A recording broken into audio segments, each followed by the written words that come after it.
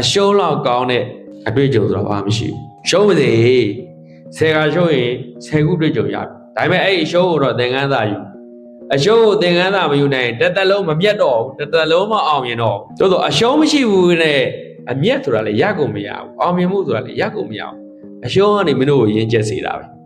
ဇံဝဲကြတရားရှိကြကိုယ့်ကိုယ်တော့အောင်တယ်ဆိုတဲ့စိတ်နဲ့ပဲဖြေနေရမှာအောင်စိတ်နဲ့ပဲဖြေရမှာအောင်စိတ်ဖတ်ဘူးလားဆရာကြီးပြမိုးနေစာအောင်နော်ဖတ်ဖို့ရင်ထပ်ဖတ်မဖတ်ဘူးသေးရင်လည်းဖတ်ကြအောင်လူကအောင်စိတ်ရှိမှအောင်သိမရှိရင်မဖြေခင်းနေအကြအလုပ်ဆိုရင်လည်းလူအောင်စိတ်နဲ့လောမဟုတ်ရင်မလောက်ခင်နေကကြာရှုံးပြီးသားဖြစ်တယ်ဒါကြောင့်ပန်းနိုင်ဘာကြောင့်မတတ်မှတ်ရတာလဲဆိုတော့ကြာရှုံးမှကြောက်လို့ဆိုအဲ့တော့လမ်းသွားရင်တော့ခလုတ်တိုက်တယ်လမ်းသွားရင်အန်ရရှိလမ်းမသွားရင်အန်ရမရှိဘူးတို့တော့ခီးမရောက်ဘုံတို့ကအန်ရရှိချင်းမရှိချင်းနဲ့ခီးရောက်ဖို့သွားနေတဲ့လူဖြစ်ရဒါကြောင့်လမ်းသွားပေးရမယ်နော်အန်ရခက်ခဲတွေစူးညောက်နေတဲ့သူ့ရဲ့သဘာဝအဲ့ဒါဟာလူကိုပို့ပြီးရင့်ကျက်စေတာထင်ပေါ်သေးတယ်အောင်မြင်တယ်ဆိုတာကထင်ပေါ်တယ်ကြော်ကြတဲ့အောင်မြင်တယ်ဆိုတဲ့ပုံကိုယ်တွေကအခက်အခဲကိုဖျက်ဆီးနိုင်ရဲ့လို့လောကကြီးကသူ့ကိုအတိမတ်ပြုတာဘာအခက်အခဲမှမဖျက်ဆီးမှုတဲ့သူတယောက်ကိုဘယ်သူကမှအတိမတ်မပြုဘူးကွာ